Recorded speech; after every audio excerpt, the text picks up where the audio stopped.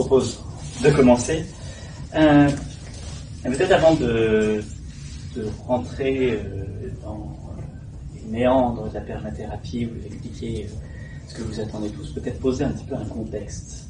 J'aime bien que le contexte soit posé, que les définitions aussi soient claires. Donc peut-être poser un contexte sur une situation qui est inhérente à notre société et pour laquelle on n'est pas forcément conscient ou attentif. C'est l'impact de nos santé sur nos environnements.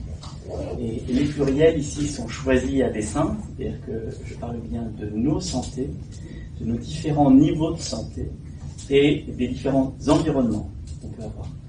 Alors, histoire de plomber l'ambiance dès le début, juste, voilà, je ne vous donnerai pas beaucoup de chiffres, hein, c'est pas mon domaine, mais il y en a un quand même qui est assez facile à retenir, c'est qu'aujourd'hui, 100% des rivières du monde entier sont polluées par des médicaments. Pas 99,8, pas 90, 100%. C'est une étude qui est sortie en 2022, si je me souviens bien, un peu plus de 1500 rivières dans plus d'une centaine de pays qui ont été étudiés. Et il y avait systématiquement des antibiotiques ou des anti-inflammatoires ou des corticoïdes ou des hormones de synthèse ou l'ensemble dans le meilleur des cas. Donc nos santé impactent notre environnement. Bon, maintenant, une fois que c'est dit, qu'est-ce qu'on va faire de ça ? Déjà, on prend conscience que la santé, elle va impacter l'environnement à 3 niveaux. Un premier niveau, c'est au niveau de la production. C'est-à-dire que lorsque je fais un traitement, lorsque je prépare un traitement, ça a un impact environnemental. Et ça peut être intéressant de se questionner sur cet impact-là. Lorsque je fais un traitement, le transport, la mise en place, tout ça, c'est pas neutre. On va pas faire non plus de l'éco-anxiété, hein. Pour autant, c'est pas le but. Mais c'est juste d'en prendre conscience. Et un deuxième niveau, c'est celui de la consommation. Quand je consomme un traitement, quel qu'il soit, et j'insiste bien sur quel qu'il soit, je vais revenir, ça, je vais le prendre pour moi, puis il y a une partie que je vais excréter. C'est le terme technique, hein. Je vais l'uriner, il va partir dans mes selles, et après ça va aller dans les eaux usées, excusez-moi pour la poésie. Mais aujourd'hui, la plupart de ces traitements, on ne sait pas les traiter. C'est-à-dire que lorsque vous avez une hormone de synthèse ou un anti-inflammatoire qui arrive dans les eaux usées, eh bien il ressort des eaux usées dans les eaux claires, puisqu'on ne sait pas les filtrer correctement. Bon, ça aussi, une fois que c'est dit, qu'est-ce que l'on fait ? Puis il y a un troisième niveau qui est celui de la diffusion. C'est-à-dire que notre société, elle propose un modèle de soins qui a la particularité d'avoir un marketing très agressif.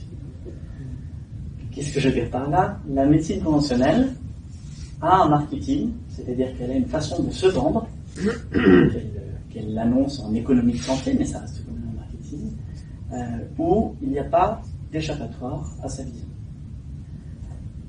Bien.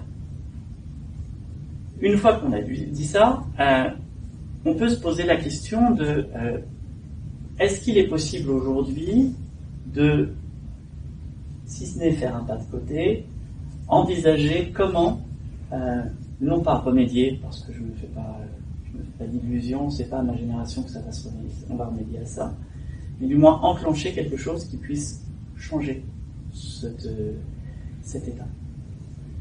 Moi, c'est ma question que je me suis posée dans mon parcours de soignant.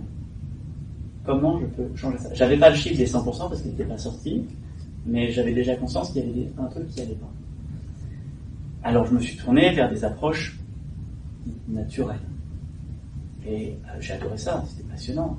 On me proposait du muscatier d'Afrique, on me proposait du titri, Nouvelle-Zélande, on me proposait de l'arpagophytum, du Centrafrique, on me proposait de l'éleutérocoque, de la Sibérie, on me proposait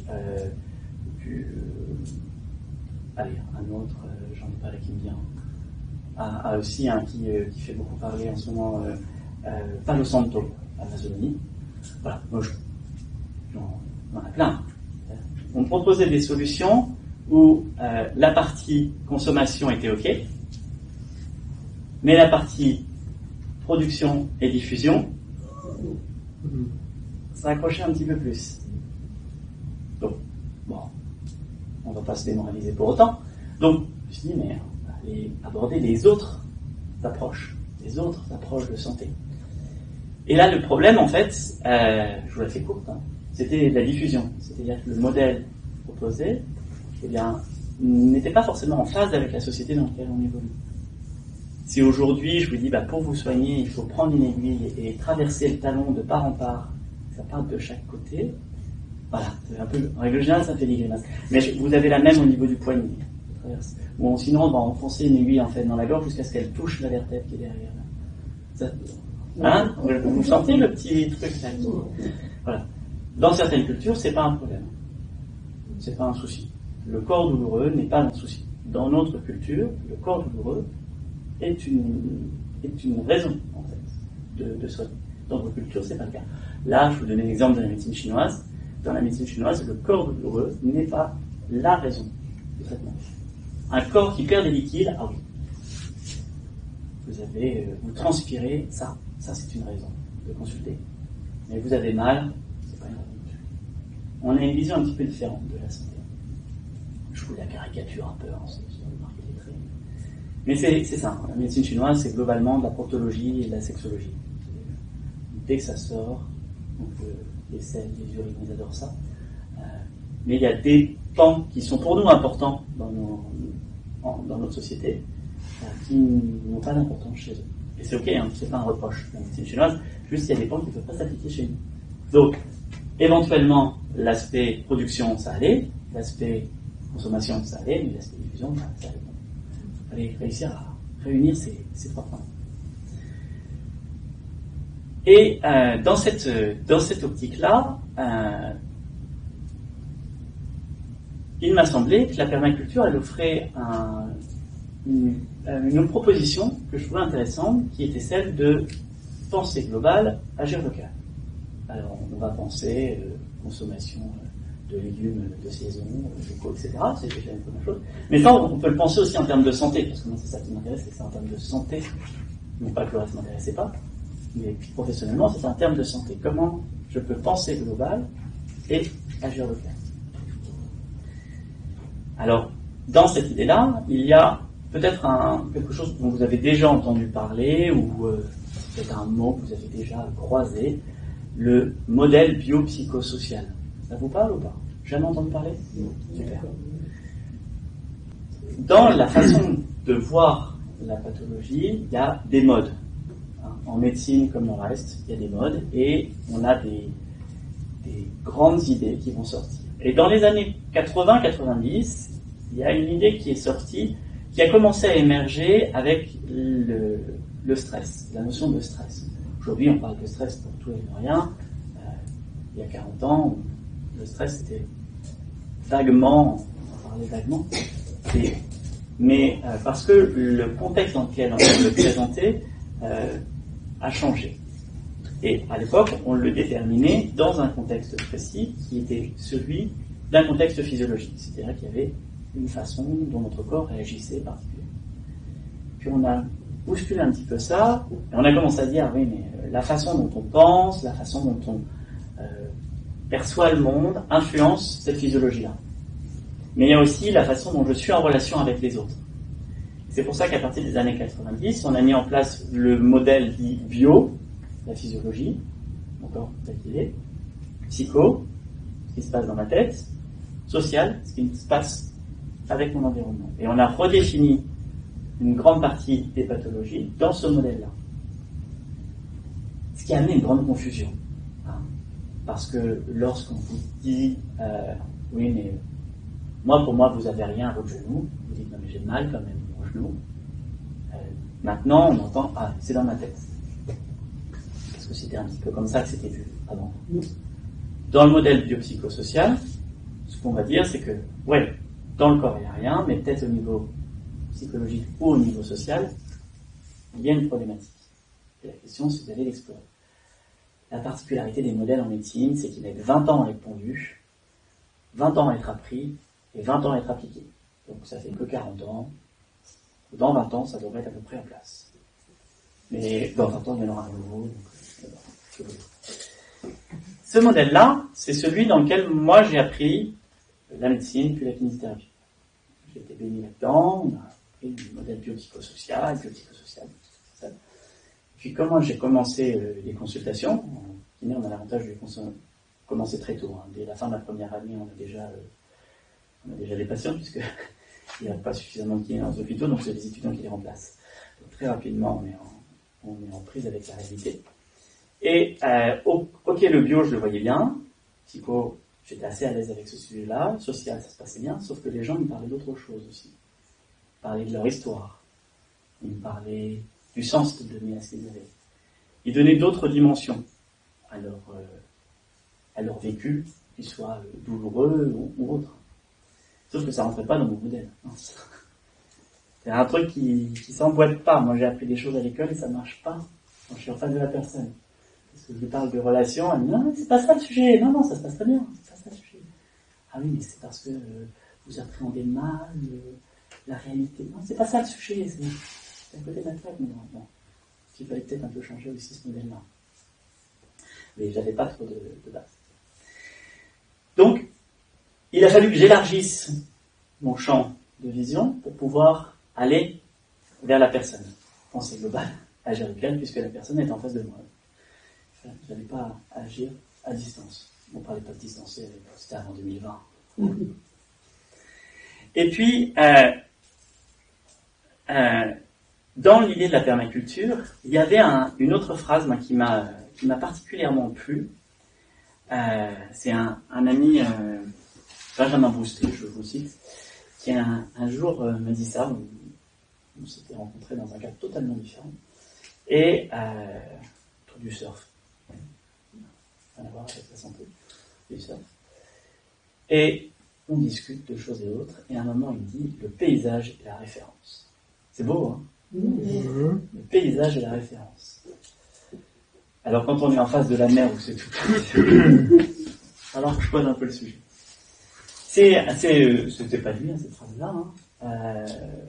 Je ne saurais pas dire si elle est de quel auteur c'est exactement, mais peu importe. Je trouvais qu'elle était intéressante quand on allait la creuser parce qu'elle révélait 6 points importants, 6 caractéristiques du paysage. Un paysage, en fait, il nous parle de diversité. Je vous parle d'un vrai paysage. Pas, j'habite à Blois, aux portes de la Bourse. C'est pas vraiment ce que je vois quand je monte le train. Je parle d'un vrai paysage. Le paysage, ça nous parle de diversité. Avec des moments où ça monte, des moments où ça descend. Bon, en Beauce, jamais, c'est toujours plat.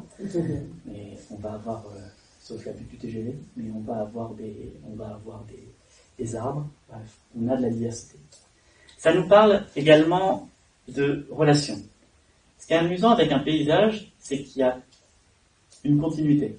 On passe de l'un à l'autre, mais il n'y a jamais de rupture.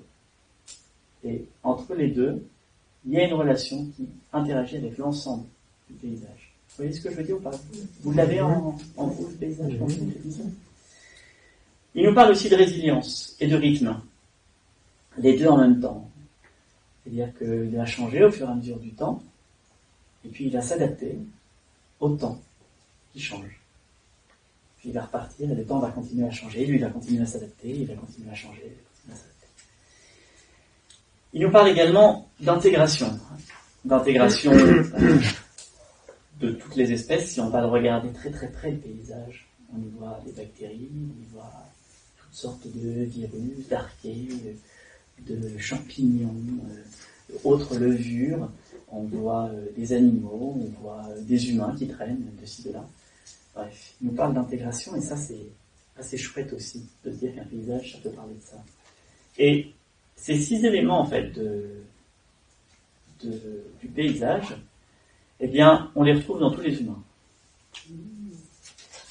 On les retrouve en nous. Regardez global pour agir local. Pensée globale pour agir local.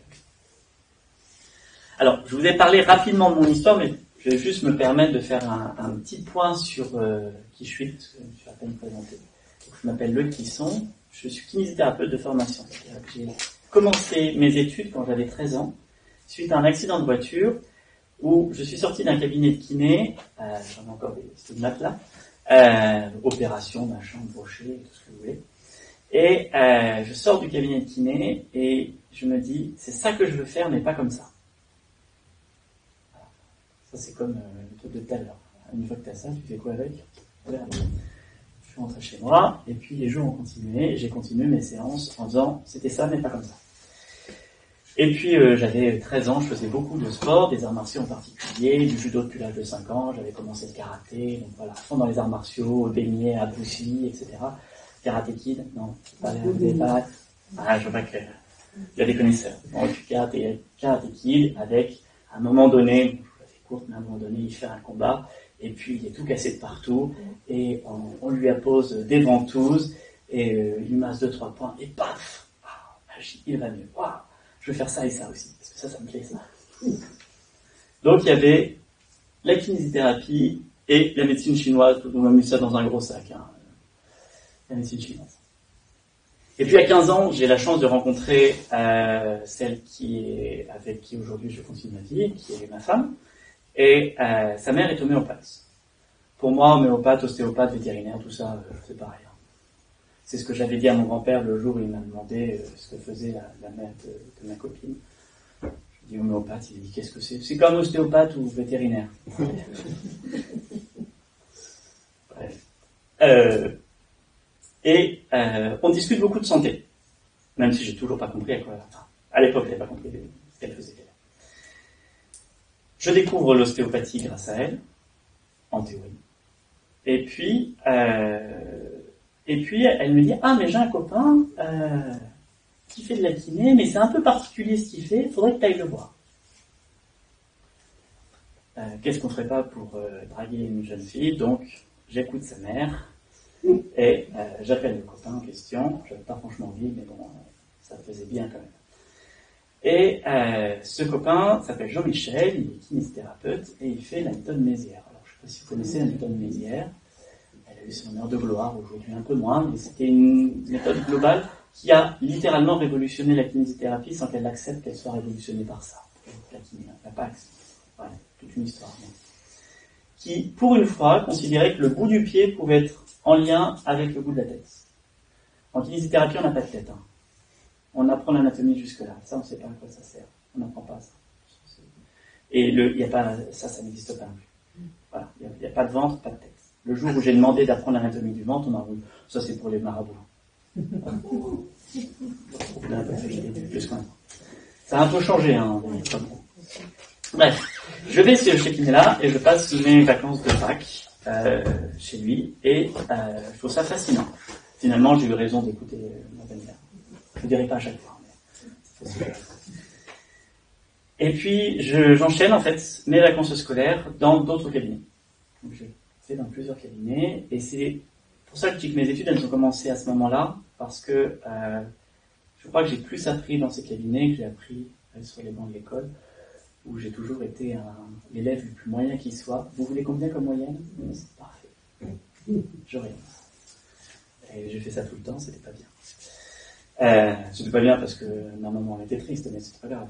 Je passais à chaque fois, donc c'était pas grave. Toujours est-il, ça m'a donné l'occasion en fait d'explorer plein de choses, mais toujours avec un regard non formaté. C'est ce que j'ai appris en première année de médecine, quand j'ai fait ma première année de médecine, parce qu'il fallait quand même que je passe par les rayons standards à un moment donné. Lorsqu'au premier cours, on m'a dit le crâne est fixe. Tous les os du crâne sont fixes. Je ne sais pas pourquoi on m'a dit ça. En première année de médecine, pour vous donner un peu une idée, je ne sais pas si quelqu'un a fait médecine ici, mais on vous dit, vous faites. C'est pas de la case réflexion, ce sera pour plus tard. On ne réfléchit pas. Parce qu'on doit avoir le concours. J'ai eu mon concours, j'ai bien répondu comme effet local. Sauf qu'au mois d'avril de cette année-là, je vais rencontrer le fameux ostéopathe dont j'avais parlé avec ma belle-mère, parce que j'avais mal au ventre et à l'épaule. Et j'avais mal au ventre, c'est probablement des spasmes, parce qu'il y avait des molécules d'ATP qui se reformaient pas, probablement suite à un problème de gap junction, enfin bref. On a toutes les maladies du monde hein, quand on a étudié en médecine. probablement un début de... J'hésitais entre la syphilis ou une maladie génétique rare. Entre les deux. Vous pouvez faire ça à tous les étudiants en médecine, ça marche à tous les coups. Hein. Vous sortez n'importe quel. Ah, tu crois, ouais. Ah, bah, je me disais bien aussi, ça ressemble à ça. Vous avez 900 hypochondriaques dans un amphithéâtre, c'est magnifique. Et j'en sais pas. Et je vais voir donc cet ostéopathe qui me prend le bras, le soulève, le pose. J'avais mal au genou aussi. Il prend le genou, le soulève, le pose et se met à ma tête pendant 45 minutes. Et je sors de là en me disant, c'est quoi ce taré? Parce que c'est pas ça que j'ai demandé en fait. Moi j'avais mal au ventre et à l'épaule. Mais bon, c'est ma belle-mère qui m'avait donné son adresse, donc rien à dire. Et la suite, j'ai senti tous les os de mon crâne bouger, un par un.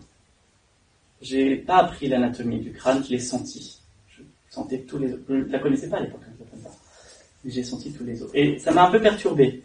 Je suis resté 45 minutes assis chez la petite belle-mère à attendre, les yeux dans le vague. Moi, je m'en souviens pas, c'est elle qui m'a raconté. Ça les faisait beaucoup rire. Mais voilà, un moment un petit peu violent dans mon histoire, qui m'a surtout fait comprendre qu'il y avait un monde entre ce que je pouvais observer, et ce sera important pour la suite, c'est pour ça que je vous raconte, et ce que je pouvais ressentir. Et que ma subjectivité avait aussi une valeur. Qu'il y a ce que je vois objectivement et ce que je ressens. Et que dans cette subjectivité, je pouvais en tirer quelque chose. Je vous raccourcis un petit peu l'histoire parce qu'il y a d'autres événements comme ça. J'ai, après mes études de kiné, fait des études de fasciathérapie, où on travaille beaucoup sur la subjectivité. Je le savais pas, hein, quand je me suis inscrit. Je trouvais ça cool. J'aimais pas en ostéopathie parce qu'on disait normaliser. Et moi, quand on normalise, ça me gêne. C'était rebelle. Et donc, je voulais pas ça. Et en fasciathérapie, j'aimais bien la façon dont ils faisaient. Ça ressemblait à rien, mais ça me parlait. Donc, je me suis formé en fasciathérapie, puis j'ai fait d'autres formations. Et surtout, je suis allé assez loin dans cette notion de subjectivité. Et ça m'a ouvert aussi à un champ qui existe peu, on aura l'occasion d'en reparler juste après, en médecine conventionnelle, qui est le champ de la phénoménologie. Ce sera le dernier sujet un petit peu pointu, après ça va être un peu plus léger. La phénoménologie, c'est la science du phénomène, de l'expression, de la perception de l'expression de la chose. Elle s'oppose au positivisme. Le positivisme, c'est 43,7% des personnes qui ont testé ce médicament obtiennent 85% de résultats. Ça, c'est le positivisme. Je peux mesurer objectivement chaque donnée. La phénoménologie, je peux observer subjectivement chaque donnée. Mais cette subjectivité-là, elle nourrit quelque chose. Elle nourrit soit la personne qui le fait, soit la personne qui observe, pour qu'elle puisse nourrir la personne qui le fait. Ça va à peu près? Je vous ai pas trop perdu? J'ai dit que c'était le dernier compliqué. Hein. Tout ça pour vous amener en fait à un moment donné, il m'a fallu dans mon histoire définir ce que c'était que soigner. Parce que c'est bien beau de dire qu'on est soignant, mais tant qu'on n'a pas défini pour soi ce que c'était que soigner, on est un peu dans la panade. Parce qu'on fait que répéter ce que les autres nous ont dit de faire. Et donc moi, j'avais besoin de définir pour moi ce que c'était que soigner, ce que c'était que la santé, la maladie, à quoi ça correspondait. Et ma définition de soigner, je vous la donne, après vous en faites ce que vous voulez. C'est soigner, c'est avant tout un acte philosophique. Un acte philosophique parce que chaque médecine, chaque approche de santé se définit avant tout par sa philosophie. La médecine conventionnelle, elle se définit par une philosophie industrielle et post-industrielle. C'est pas un gros mot, c'est un fait.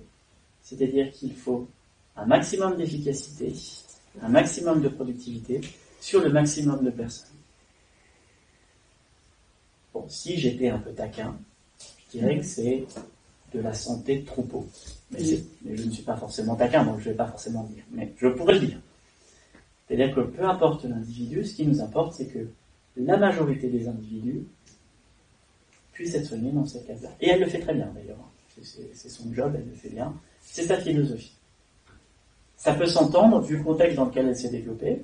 C'est ok, mais c'est un contexte particulier. Donc, dans un contexte social particulier, se développe une médecine particulière. Elle s'est développée là-dedans.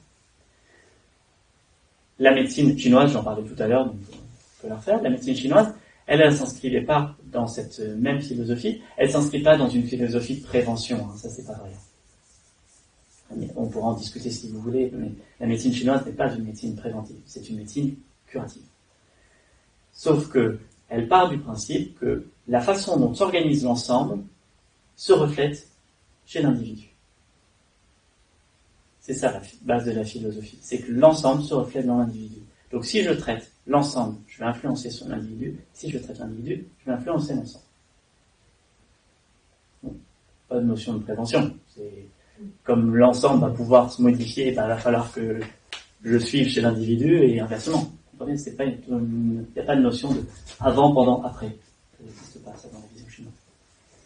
Donc, avant tout, soigner, c'est une philosophie. Un acte philosophique. Et moi, ce qui m'importait dans ce que j'ai voulu mettre en place dans le soin, c'était que je n'étais pas là pour faire, mais pour mettre en place les conditions pour. Si je devais résumer ma philosophie, elle est là. La deuxième chose, c'est que soigner, c'était un acte écologique.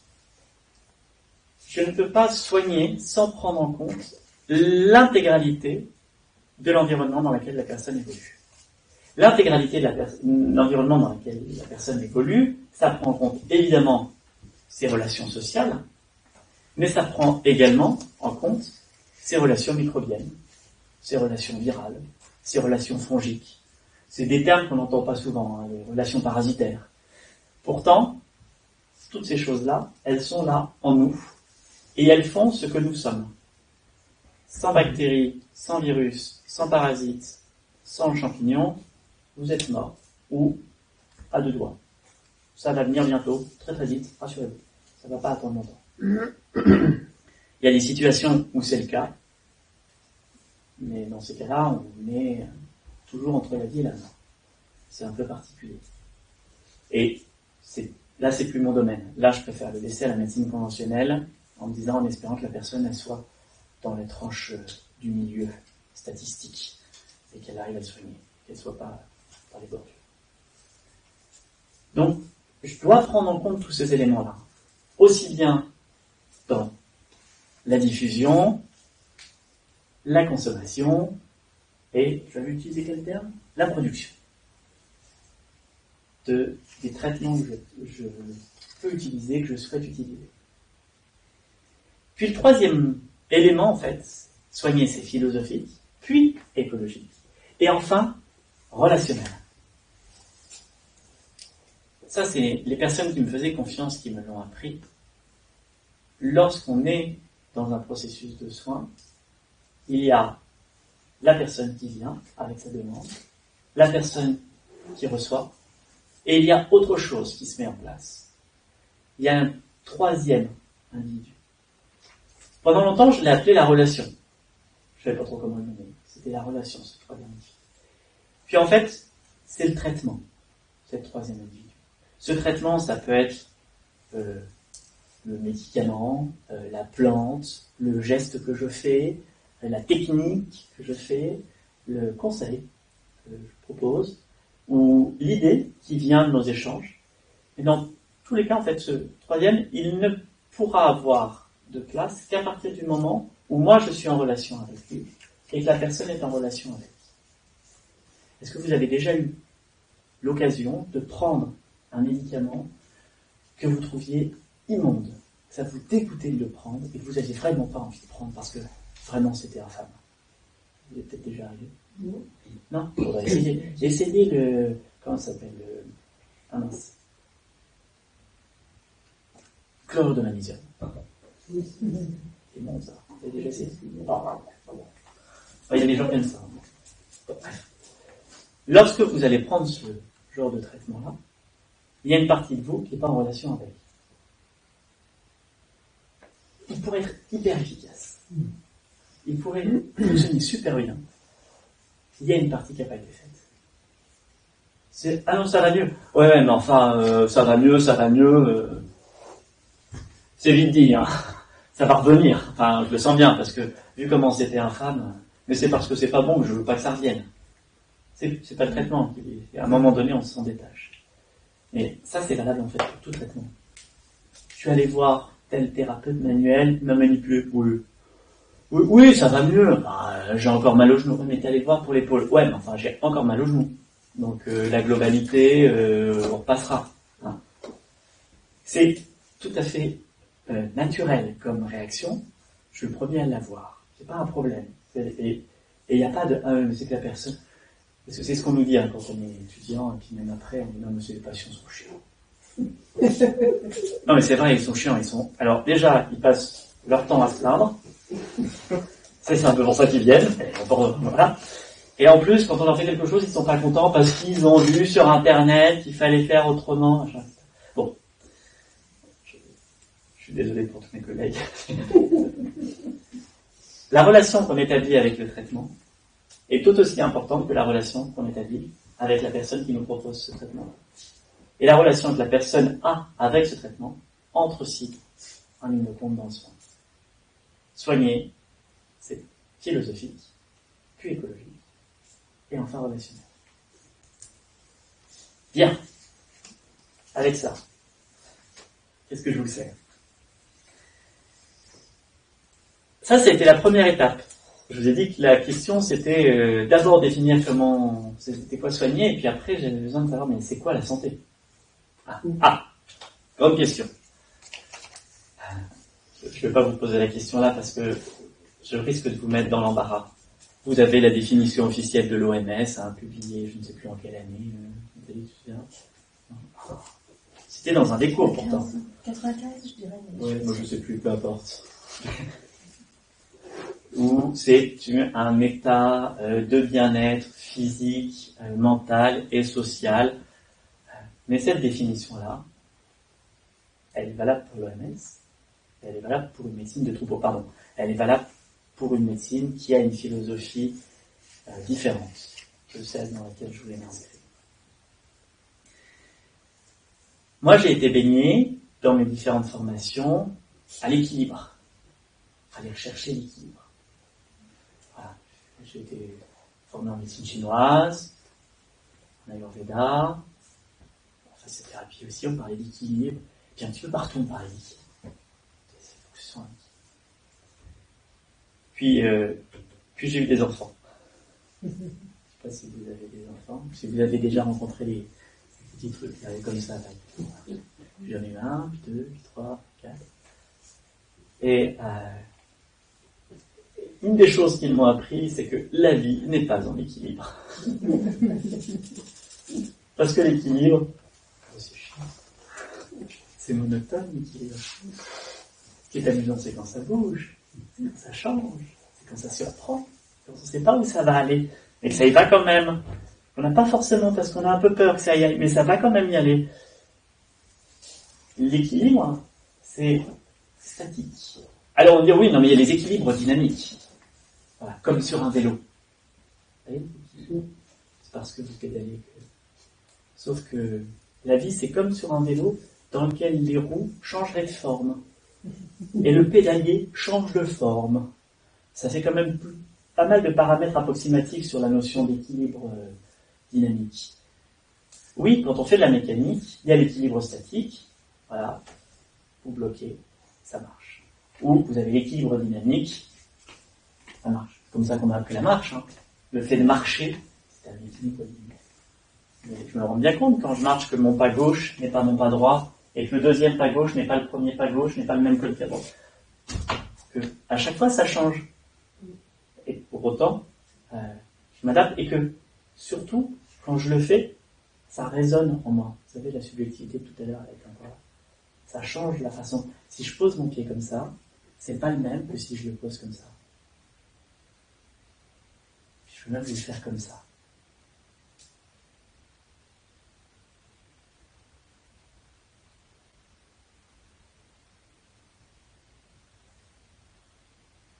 Il ne ressemble pas du tout au premier, hein, on est d'accord. Pourtant, ça reste un phare.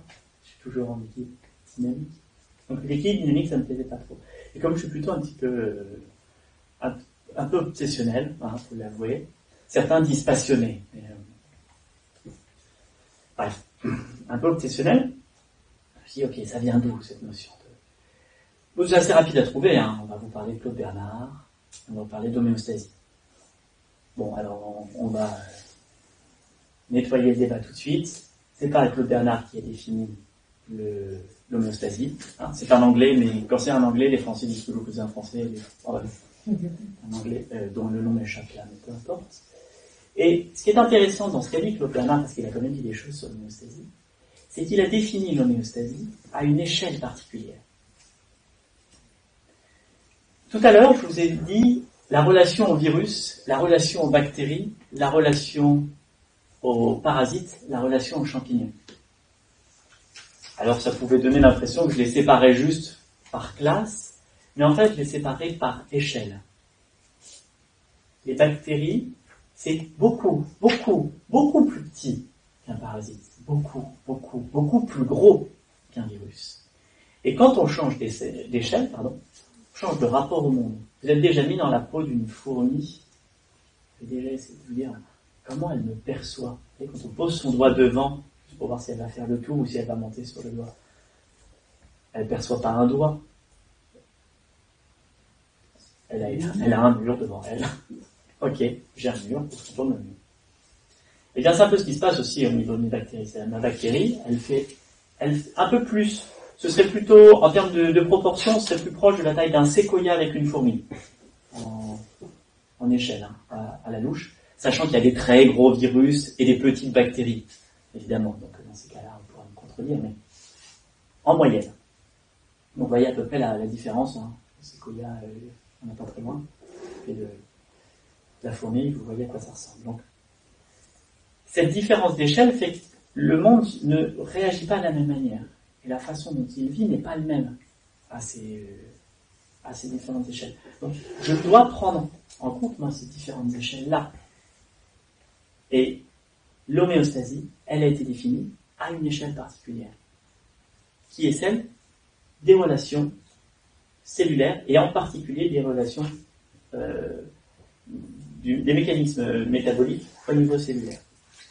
J'avais dit pas de mots compliqués, alors j'arrête. Hein. C'est tout petit. Mais lorsque je rentre dans le grand, ça change. C'est pas la même chose. Si je vous disais que les arbres ne sont pas des arbres, mais une collection de plein de petits arbres qui grandissent ensemble. Un arbre, c'est pas un individu, c'est une multitude d'individus.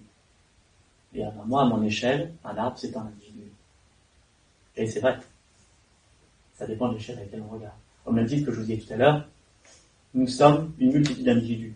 Le mot, là, j'ai dit pas de mot compliqué, holobionte. On parle d'holobionte. C'est-à-dire, je suis une multitude. Mais là, comme vous me regardez, je ne suis qu'une seule personne. Un peu bipolaire peut-être, mais qu'une seule personne. Donc, l'homéostasie, ça collait pas. Je dis que j'avais des enfants, et j'ai une femme aussi qui joue l'harpe. J'ai déjà vu une harpe, 52 cordes, dans un truc énorme, super fragile, que les enfants adorent escalader pour la faire tomber régulièrement. Ce qui est beau dans une harpe, si vous avez l'occasion une fois de jouer avec, c'est juste d'aller faire vibrer très fort les cordes du haut, petites cordes aiguës. Alors, il ne faut pas prendre celles tout en haut, parce qu'elles sont tellement tendues que c'est difficile de faire fort. Vous prenez au deuxième fa, en général, ça suffit. Vous le faites. Vibrer. La dernière corde, elle va vibrer. Elle va vibrer à la condition que votre A soit accordé. Si votre A n'est pas accordé, il y en a une qui vibrera, pas l'autre, enfin bref, ça va être un peu le Et ça, c'était plus juste en fait, pour moi. Le fait que ce soit accordé. Je ne vous ai pas précisé en fait, j'y ai pensé un jour où mon fils a escaladé la harpe. Bref. Ça c'est plus infini, la harpe est encore là. Il a fait une fois. t'es fâché. Le fait que la harpe soit accordée ou qu'un instrument soit accordé, c'est pas uniquement l'instrument avec lui-même. Lorsque vous avez un orchestre, vous avez déjà vu un orchestre, au début, ça. Ils doivent tous s'accorder. En règle générale, ils s'accordent sur le hautbois, parce que le hautbois, on peut rien en faire. Donc, il faut bien réussir à s'accorder sur celui qui bouge le moins. Lui, il bouge pas. Donc, on s'accorde tous sur le hautbois. Et en fait, qu'on soit faux ou pas l'importance. À partir du moment où on est tous d'accord par rapport à lui. Si le hautbois n'est pas tout à fait exactement à la mesure, comme tout le monde va être ensemble, ça va fonctionner. Là, ma vie, ma santé, c'est pareil. J'ai pas forcément tout qui fonctionne parfaitement. Bon, j'ai une hanche, elle est un petit peu robotique. J'ai une épaule, elle a les restes de 20 ans de judo à se dire, bon, ça claque, c'est pas grave, ça passera bien. J'ai l'autre qui s'est pris une voiture de plein fouet. Mais l'ensemble, en fait, fonctionne. L'ensemble est accordé. Et à partir du moment où l'ensemble est accordé, moi, je le considère en santé. Et que soigner, c'est aller chercher avec la personne où est-ce qu'il y a ces désaccordages et comment je peux les réaccorder. Sachant que ça ne durera pas. Parce que lorsque vous jouez, à un moment donné, ça se désaccorde. Alors il y avait un truc qui ne collait pas. Ok, on a défini notre santé, tout ça, machin. Mais il y avait encore un truc qui ne collait pas. Moi, j'ai toujours dit aux gens qui venaient me voir, moi, mon but, c'est pas de vous voir tous les jours pendant des années. Vous allez vous ennuyer, et moi, je vais m'ennuyer avant vous. Je suis très content de vous voir, mais je veux pas vous voir tout le temps. Si je vous vois tout le temps, c'est qu'il y a un problème. C'est que je fais pas mon taf. À un moment donné, mon travail, c'est de faire en sorte que vous veniez plus me voir. Alors, comment je pouvais faire ça? C'était assez facile, en fait. C'était de donner de l'autonomie à la personne. Lui apprendre aussi à s'accorder, à prendre soin d'elle. C'est sous forme d'ateliers. C'est des ateliers que j'étais arrangé pour ça. Mais ça va être aussi dans la façon dont je vais présenter les choses à la personne. Mais aussi dans l'attention que je vais poser dans ce que je vais lui proposer. Et ça a résonné très fort, encore une fois, avec la permaculture, dans les 3 éthiques de la permaculture. Les 3 éthiques de la permaculture, c'est 3 grandes idées fortes sur lesquelles on va toujours revenir lorsqu'on est un peu perdu, on ne sait plus trop où on va. La première, c'est être attentif à la vie. On l'a vu. Être attentif à la vie, être attentif aux environnements, aux écosystèmes qui m'entourent. La deuxième, c'est être attentif à l'humain. Il vient après. Il y a un des principes, c'est en dessous les éthiques, c'est le niveau d'en dessous, qui dit la vie n'appartient pas à l'humain, l'humain appartient à la vie. À un moment donné, il faut se laisser porter. On va y être attentif à l'humain, mais déjà être attentif à la vie. Puis le troisième, en permaculture, on dit distribuer l'excédent, redistribuer la surproduction. Qu'est-ce que c'était pour la santé? Passer de l'autonomie. C'était apporter de l'autonomie. Faire en sorte que la personne, elle puisse être autonome. Mais autonome, c'est pas être tout seul. Ça s'appelle la solitude. Faire tout seul, c'est la solitude. Et nous ne sommes pas des animaux solitaires. C'est tout. On est incapable de survivre seul. Socialement, déjà. Relationnellement, pardon, pas socialement. Relationnellement. Il y a une étude qui avait été faite de manière tout à fait inhumaine, à la fin ou au début du 19e siècle, au 19e siècle, je sais plus exactement, où des orphelins avaient été, suite à une guerre, il me semble que c'était la guerre de Prusse. C'est quelle date? 70. 1870. Pardon. Il me semble que c'est par là. À vérifier. Bref, ces enfants-là ont été mis donc dans un orphelinat et la consigne était qu'ils ne devaient avoir aucun contact humain, si ce n'est être nourris. Aucune relation humaine. Aucun, a dépassé l'âge de 3 ans. Nous ne sommes pas des êtres de solitude. C'était un peu violent comme technique. Des fois, il y a des choses où on préférait pas le savoir et finalement on se dit non mais on n'est pas sûr mais on va faire comme si on savait. Et là, ça ne leur a pas posé de problème. Bref, toujours est-il que nous sommes des êtres sociaux. Alors pas dans des grandes sociétés. En fait, on est des êtres sociaux dans des petits comités. On est fait pour vivre dans des petites sociétés de 30 à 300 personnes, d'après les sociologues. À peu près ça. Au-delà de ça, on est perdu. Regardez dans vos contacts autour de vous, vous avez entre 30 et 300 personnes. Au-delà, c'est pas du vrai contact. J'exclus les amis Facebook ou les contacts LinkedIn ou autres Instagram. Ce n'est pas des vrais contacts. Les vrais contacts, en fait, c'est entre 30 et 300 personnes. Donc, l'idée, c'était pas d'être dans de la solitude, l'autonomie, mais c'était dans quelque chose qui, à la fois, je puisse faire et savoir quand j'ai besoin d'aide et quand je n'ai plus besoin d'aide.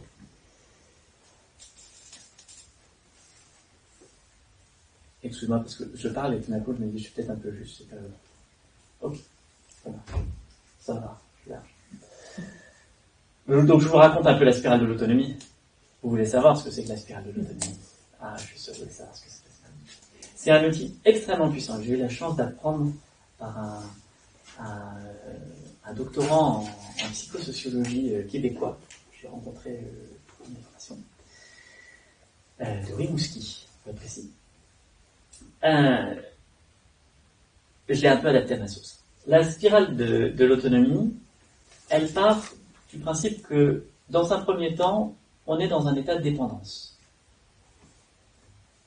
Cette dépendance, vous pouvez la voir comme l'état de l'enfant, ou du bébé, qui a besoin de l'autre pour pouvoir avancer. Cet état de dépendance, souvent je le présente en disant mon père, ce héros. Il y a 2 filles dans mes enfants, alors j'ai bien aimé cette elle, là, c'est pas du rêve. Parce qu'après, il y a une autre période qui arrive. C'est la contre-dépendance.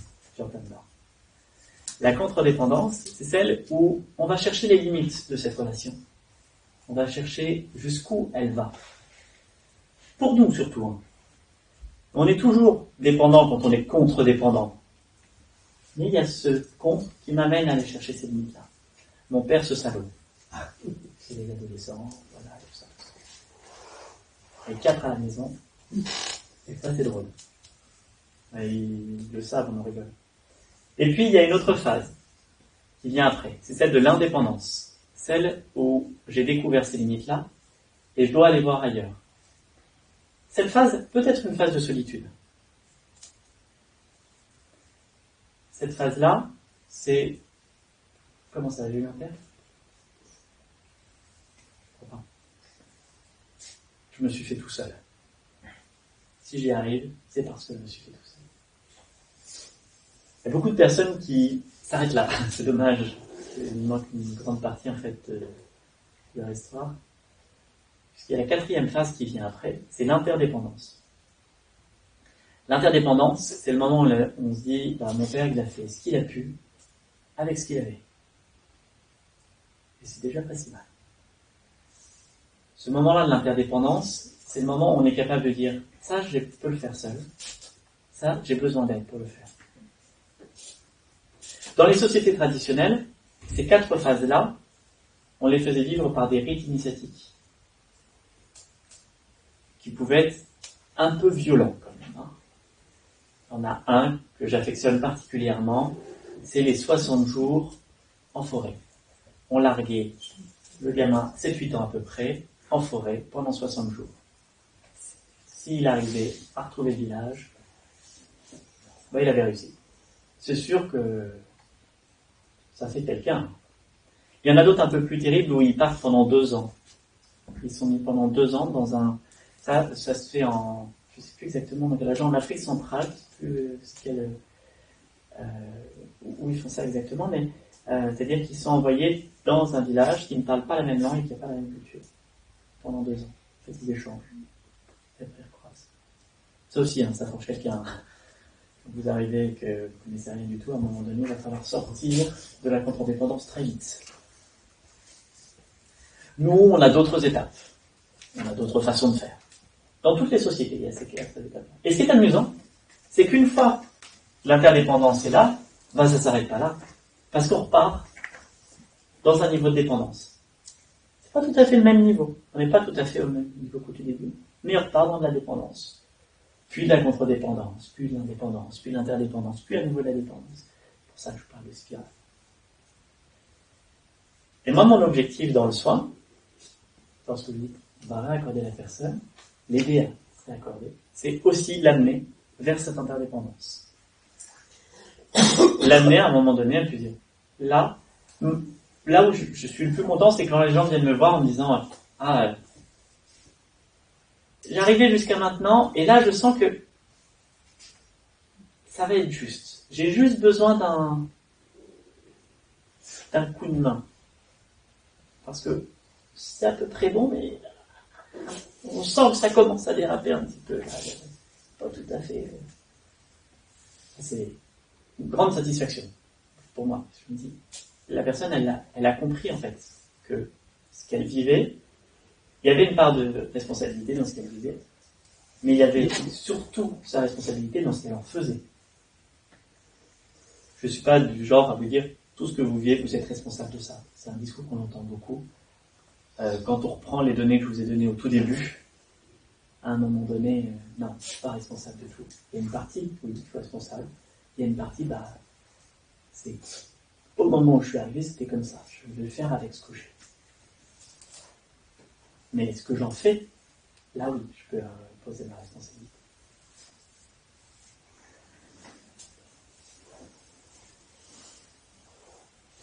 C'est bien parce que c'est pas du tout ce que j'avais noté, ce que je voulais.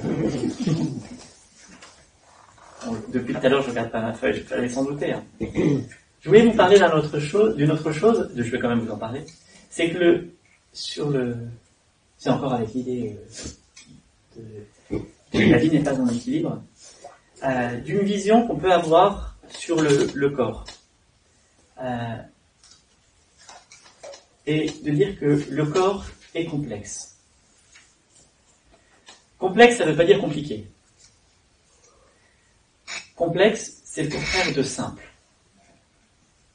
Ça ne veut pas dire facile. Qu'est-ce que j'entends par simple et complexe? Peut-être certaines personnes d'entre vous sont venues en voiture. Vous avez appuyé sur la pédale de droite et votre voiture a accéléré. Peut-être certaines personnes d'entre vous sont venues en vélo. Vous avez appuyé sur les deux pédales et le vélo avance. Ça, c'est un système simple. Que ce soit le vélo, votre voiture, même si vous avez la dernière Tesla XWZ ultra méga bright, ce que vous voulez. Quel que soit le niveau de technicité de votre voiture, c'est un système simple. Pour une action, je vais avoir un effet qui est prévisible, mesurable, toujours le même. Lorsqu'on parle du vivant, ça marche jamais comme ça. Jamais. C'est ce qu'on appelle les systèmes complexes. C'est-à-dire que lorsque vous avez un phénomène, vous avez une multitude de réponses possibles. Et dans cette multitude de réponses possibles, il y a un certain nombre de réponses qui ne sont pas prévisibles. On ne peut pas les prévoir. On ne sait pas comment ça va évoluer. Ça, c'est valable que dans les systèmes organiques. On peut avoir des systèmes simples qui sont très très très élaborés. Mais un système complexe peut être peu élaboré. Une bactérie est un système complexe. Il n'y a pas beaucoup de choses qui se passent à l'intérieur. Un virus, il y a encore moins de choses qui se passent à l'intérieur. Pourtant, c'est un système complexe. Il y a une partie qui n'est pas prévisible. On ne sait pas. On appelle ça hasard, comme ça nous facilite la tâche. Quand on ne sait pas, c'est hasard. Mais il y en a partout. Et ça amène un peu d'humilité. Quand on est soignant. C'est-à-dire, en théorie, sur le papier, en principe, si je fais ça, ça devrait faire ça. Mais j'ai à peu près 100% de chance pour que je sois surpris au bout. Donc, je vais plutôt essayer de suivre ce qui se met en place, plutôt qu'essayer de me dire, ça va être comme ça. Et oui, madame, si vous prenez ce traitement-là, ça va faire ça. Mais non, vous n'avez pas à avoir ce genre de réaction. Bah pourtant, j'ai des boutons partout. Mais non, c'est impossible. Ah bon, ça va. Pourtant. Ça c'est un point qui est important parce que il nous amène à envisager le corps un petit peu différemment. Enfin, moi, ça m'a amené à envisager le corps un petit peu différemment. Et à redéfinir la vision que j'avais de la physiologie. La physiologie, vous voyez tout ce que c'est le fonctionnement de l'organisme humain. Par la physiologie humaine. Le fonctionnement de l'organisme humain. Un jour, je suis tombé sur une phrase, il y a beaucoup de phrases sur lesquelles je suis tombé. Qui disait, mais la physiologie n'est ni un art, ni un outil, c'est un point de vue. C'est juste un point de vue.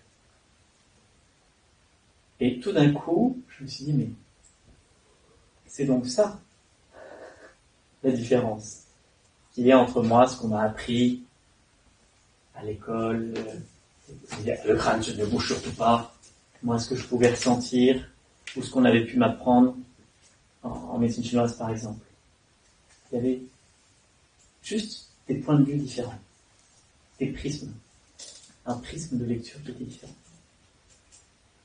Et donc je me dis, c'est quoi mon prisme de lecture? Si je prends en compte cette notion de complexité, c'est quoi mon prisme de lecture?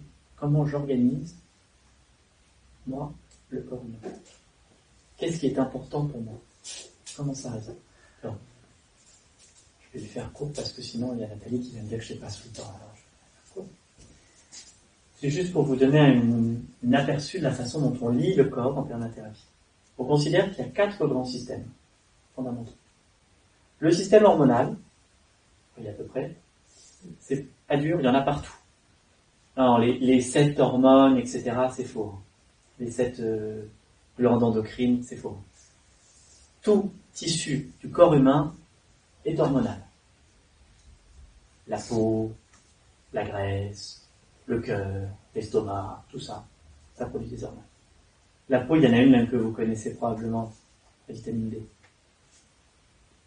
C'est une hormone. Tout le monde n'est pas d'accord là-dessus, mais on pourra en parler si vous voulez. Donc le système hormonal, il est partout. On a un autre système, le système immunitaire. On en a un petit peu entendu parler ces derniers temps. Il est partout aussi. Okay. Système nerveux. On n'entend pas mal parler, si tu veux. Il est partout. Puis il y en a un dont on entend rarement parler. On le laisse pour les travailleurs manuels. C'est le système tenségral. Alors le nom, il est un peu barbare. C'est Tensegral. Ça, c'est top pour le Scrabble. Je vous le conseille. Tenségral. Ma grand-mère l'aurait jamais accepté parce qu'elle n'est pas dans le dictionnaire du Scrabble.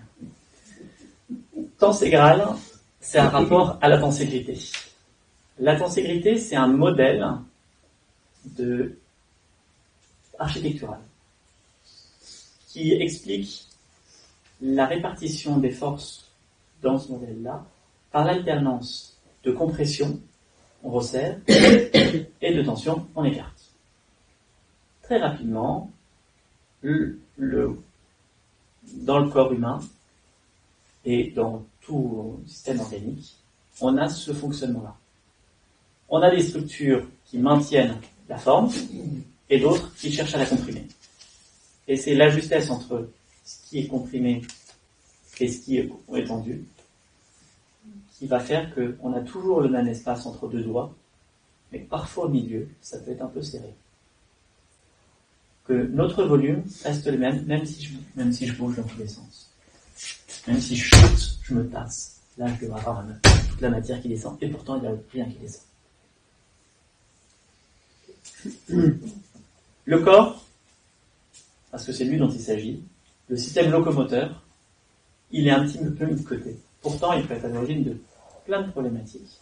C'est pour ça que nous, en permathérapie, et c'est probablement lié aussi au fait de mon histoire avec les thérapies manuelles, vous l'aurez compris, que je ne l'ai pas mis de côté, il a une importance et il fait partie des 4 systèmes dits fondamentaux.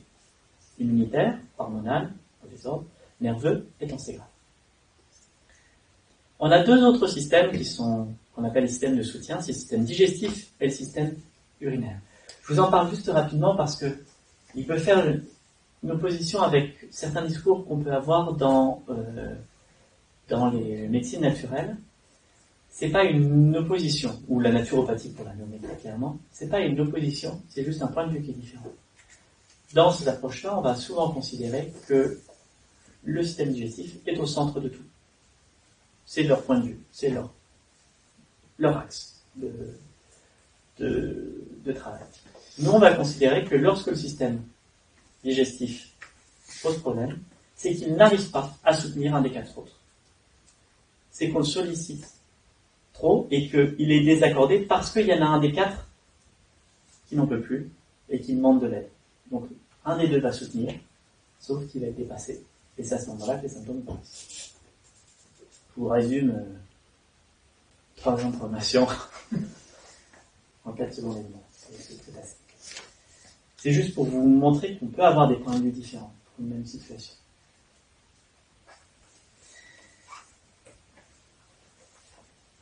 Ça, c'est un premier niveau de lecture qu'on a en permathérapie, c'est la lecture du corps, de la physiologie. Puis on a la lecture du terrain. La lecture du terrain, c'est comment je vois la spécificité de la personne en face de moi. Être attentif à la vie, la physiologie. Être attentif à l'humain, le terrain. La personne en face de moi, elle a ses caractéristiques. Dans ces caractéristiques, il y a ce dont elle est faite. J'ai la chance d'avoir une constitution solide. Moi, j'ai plutôt une constitution plutôt faible. Moi, j'ai une constitution qui est solide, mais par moments. Des fois, c'est costaud, et puis des fois, ça s'écoule. Moi, j'ai une constitution qui est faible, mais on y arrive toujours. Il faut juste pas aller trop vite. On a tous des constitutions qui sont différentes. Et là, c'est un point qui est important pour nous parce que c'est quelque chose avec lequel on ne peut pas transiger. C'est-à-dire que c'est comme ça. Point. Donc, maintenant, il va falloir que je m'adapte, que je m'accorde à cette situation-là. Mais je ne la modifierai pas. C'est ma nature. Puis il y a un autre aspect qui est celui de mes besoins et de mes envies. Les envies, on n'aime pas ça. Hein. Dans nos sociétés, les envies, c'est pas bien. Parce que les envies, c'est le mal. Pourtant, elles sont tout le temps là. Alors oui, j'ai mes besoins. Oui, j'ai mes envies. Quelquefois, mes besoins et mes envies sont contradictoires. Pourtant, les deux sont là. Pourquoi je ne prendrais pas en compte les deux ? Et puis voir où est-ce qu'ils peuvent se retrouver. Parce qu'il y a un endroit où ils vont se retrouver. Ça reste chez la même personne. Ça, c'est un point qui est important pour nous. On appelle ça les dimensions, parce que j'aime bien mettre des mots compliqués sur des trucs simples. Les dimensions, c'est les différents aspects de ma vie, et savoir, en fait, dans lequel, là, je suis plein, et là, au contraire, il m'en manque. Je vous les donne rapidement, il y en a 5. Il y a la dimension physique, elle parle d'elle-même. La dimension émotionnelle, dans laquelle on va retrouver les émotions et les sentiments. C'est pas vraiment la même chose. On va avoir la dimension relationnelle, la dimension historique et la dimension de sens. Et si moi, en tant que soignant, j'arrive en disant il va falloir traiter la dimension physique et que la personne, elle est dans une demande de dimension de sens, je passe à côté. Mais moi, ce qui m'est arrivé, c'était l'inverse. C'est ça qui m'a fait comprendre ça. J'ai été formé à, entre autres, la psychologie corporelle appliquée ou les lectures symboliques. Donc, on va donner un sens à ce que la personne vit. Et donc, moi, j'étais content. Puis alors, on me disait, ouais, ça transforme, etc. Sauf que quand j'en parlais des fois, ça marchait super bien. Et alors, des fois, je me prenais un mur, mais alors, une force, genre 380, paf, le mur, et je me disais, pourtant, j'ai tout fait comme il faut. J'ai bien posé les bonnes questions, au bon moment. Et ça marchait pas du tout. Parce qu'en fait, la personne, elle n'était pas là-dedans. Et que ça a de sens que si la personne n'est dans cette dimension-là. Parce que ça répondait ni à ses besoins, ni à ses envies. J'ai juste cherché à répondre, moi, à mon envie d'appliquer ce que j'avais appris. C'est pas comme ça que ça marche. Et puis, il y a deux autres niveaux qui sont un peu complexes, donc je vais passer très rapidement dessus, qui sont en lien avec la relation au traitement. C'est-à-dire que là j'ai défini chez la personne, mais j'ai aussi besoin de définir, moi, la relation que la personne va établir avec le traitement, doit établir, ou est en train d'établir. Ça va me permettre d'ancrer ce qu'on appelle le terrain. Puis après, il y a un autre aspect qu'on attend tous quand on parle de santé, etc., c'est les outils. Je suis sûr que, allez, avouez. Quand vous allez dire, je vais apprendre une autre technique. Et juste, ça fait 1 heure et j'ai pas sorti une seule technique. On sait toujours pas comment on travaille. En fait, parce que c'est pas ça qui est important. Quel que soit l'outil que vous utilisiez, ce qui importe, c'est philosophie, écologie, relation. Dans quel contexte vous allez l'utiliser? Pourquoi vous allez choisir, lui, cet outil-là? Et j'ai envie de dire, même si à un moment donné, c'est un traitement de synthèse, je n'ai pas de problème avec ça. C'est juste, il doit correspondre à la personne. Et non pas au troupeau. Alors après, dans les outils...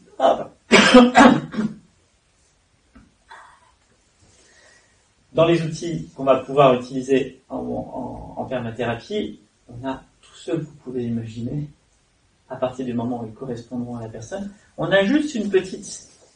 Alors, on a des petits tics, on a des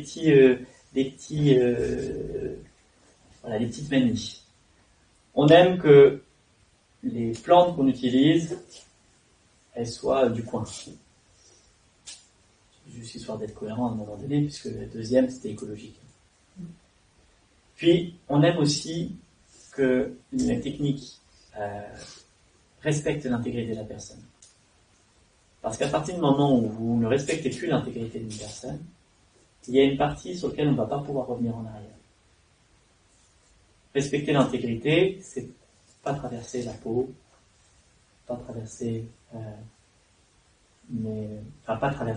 la peau avec une aiguille ou un scalpel, mais c'est aussi au niveau psychique, ne pas être traumatisant en fait. Non, c'est propos. Parce que si, à un moment donné, si je ne respecte plus l'intégrité de la personne, eh bien je vais casser quelque chose dans la relation. Je dis pas que utiliser un scalpel ou une aiguille, c'est pas bien, hein, et que ça ne correspond pas, nous, à notre façon de faire, à notre vision des autres. Donc des outils, après je peux vous en donner des pelles. Hein. Je crois que avant tout c'est important de comprendre dans quel cadre ça s'applique. Et parce que j'aime bien filer les métaphores, ce qui nous intéresse dans l'idée d'aider la personne à se réaccorder, c'est de l'amener à retrouver une harmonie pour qu'elle puisse enfin trouver sa mélodie. Si je peux me permettre, je rajouterais juste une petite chose en fait. Comme a dit Luc, chaque personne pratique avec ce qu'il connaît comme outil et puis ce qu'il est, son appétence. Mais avant tout, pour moi, ce qui m'a séduit dans la permathérapie, c'est le côté accompagnant et co-construction. En fait, la posture de praticien en permathérapie, c'est vraiment une posture égalitaire. Enfin, dans un certain niveau. Il n'y a pas d'injonction, de prescription. On ne va pas dire à la personne vous avez ça, vous devez faire ça. On va essayer de comprendre comment est la personne, ce qu'elle vit, et puis ensuite déterminer avec la personne ce qui lui correspond le mieux pour pouvoir se réaccorder. Donc, éventuellement, ce qui va lui correspondre ne sera pas forcément des outils que je suis capable de lui apporter. Et bien, dans ces cas-là, c'est pas grave. Ben, peut-être que je connais quelqu'un ou qu'elle connaît quelqu'un qui pourrait répondre. En fait, on apporte au moins un regard. Et en ça, je trouve ça aussi intéressant, la dimension d'autonomie, parce qu'on est là en accompagnement, vraiment, et le concept d'accompagnement, moi, c'était un concept qui me tenait vraiment très, très, très à cœur. Et en fait, on va aider la personne à aller chercher ce dont elle a besoin. Soit moi je peux aider, soit c'est une autre personne qui va pouvoir aider. Et il y a un côté très intégratif. Bon, là, c'est vrai que Loïc a parlé beaucoup des différences qu'il pouvait y avoir, peut-être des oppositions à certains moments entre certaines médecines, mais en fait, il a bien dit que tout avait une raison d'exister, un contexte. Et en fait, la thermothérapie, c'est très intégratif. Ça crée du lien entre les différentes approches. Rien ne s'oppose, mais il y a une temporalité, il y a un contexte qui fait qu'à un certain moment, on va les piocher là, on va les piocher là, on va faire ensemble, on va co-construire, ça va être un accompagnement. Et la permathérapie, je la conçois, moi, comme un soin de support, en fait. C'est-à-dire que ça va accompagner les autres thérapies qu'on peut faire aussi, notamment dans le contexte de médecine conventionnelle, où on peut avoir besoin de soutien sur des pathologies lourdes, chroniques, etc. C'est des approches naturelles que recherchent souvent les gens, c'est des soins de support. Et la permathérapie peut apporter un regard particulier dans ces soins de support et permettre à la personne d'aller vers plus d'autonomie. Donc, sur les maladies chroniques, je trouve que c'est vraiment un regard essentiel. Donc, ça m'a permis aussi d'avoir un regard sur ce que je pratiquais en réorganisation neurofonctionnelle et en acupression, réflexologie. Et en fait, ces pratiques-là s'intègrent complètement pour moi à la permathérapie. Et ça a modifié ma façon d'approcher les choses aussi dans mes autres pratiques. Et ça a donné du sens avec ce que je recherchais en termes d'écologie, de soins responsables. Et ça fait lien. Et c'est mon fil rouge aujourd'hui, la permathérapie.